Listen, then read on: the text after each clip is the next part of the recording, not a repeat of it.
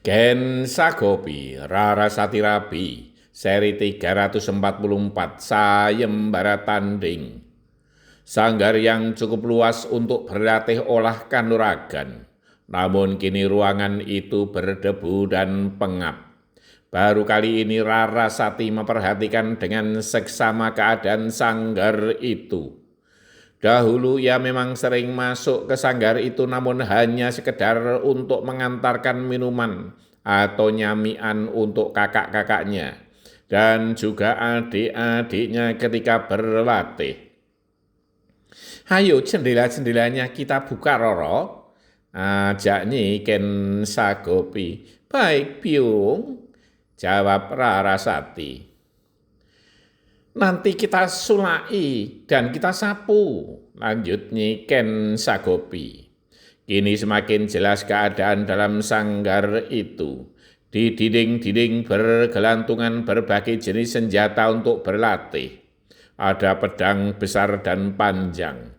Ada pula yang sedang, tombak, tongkat, belati, berbagai ukuran, kapak, wadung, gada, limpung, bindi, cambuk, rantai, gandewo, dan anak panahnya.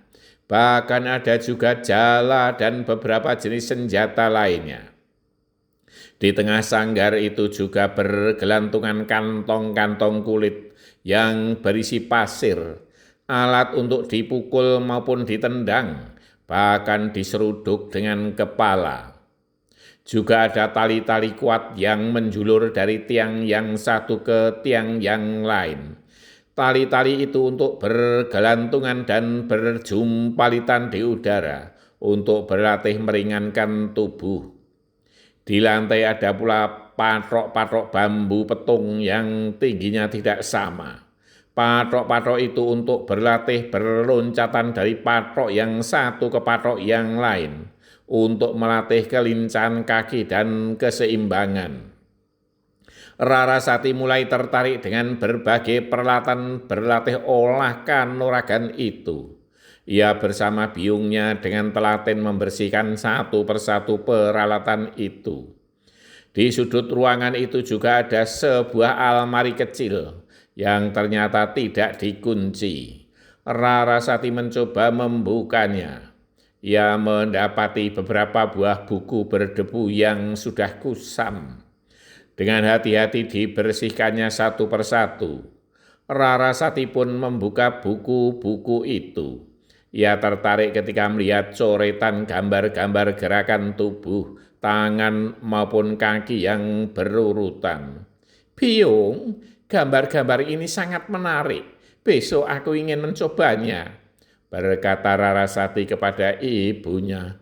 Ah, kau Roro, itu hanya pantas untuk lelaki. Besok aku ajari tembang, menari maupun berbagai macam masakan, jawab Nyi Ken Sagopi. Aku senang nembang, menari maupun memasak, tetapi aku juga tertarik dengan gerakan-gerakan dalam gambar ini, seperti orang yang sedang menari, jawab Rarasati yang telah bertekad untuk mengembleng diri di sanggar itu. Sementara itu Ki Demang Udawa telah mengumpulkan para prajurit pengawal Kademangan. Mereka dijelaskan tentang rencana perang tanding 8 hari lagi. Mereka berbagi tugas untuk menyebarkan rencana itu. Sancoko dan seorang prajurit diutus untuk ke Keraton Mandura untuk memberitahukan kepada Prabu Baladewa. Sedangkan Ki Udawa sendiri akan ke Keraton Dwarawati untuk memberitahukan dan meminta izin kepada Prabu Sri Bathara Kresna, terlebih karena ia juga sebagai patih di negeri itu. Di hari berikutnya Sancoko dan seorang prajurit temannya telah sampai di Keraton Mandura.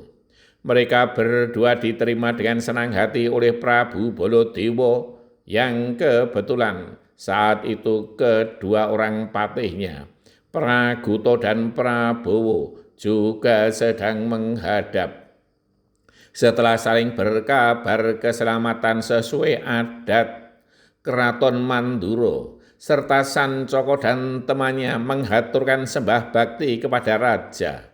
Prabu Baladewa kemudian bertanya, "Sudah lama Kakang Udawa tidak menghadap. Ada keperluan apa ia mengutusmu?" Sancoko kemudian menceritakan dengan gamblang dan komplit rencana sayembara tanding yang akan berlangsung di alun-alun Widoro Kandang. Edian, Kakang Udawa sudah gila. Bagaimana mungkin Kademangan Widoro Kandang dan Rarasati dipertaruhkan sekaligus? Ini taruhan yang tidak main-main. Tanggapan Prabu Baladewa bersambung.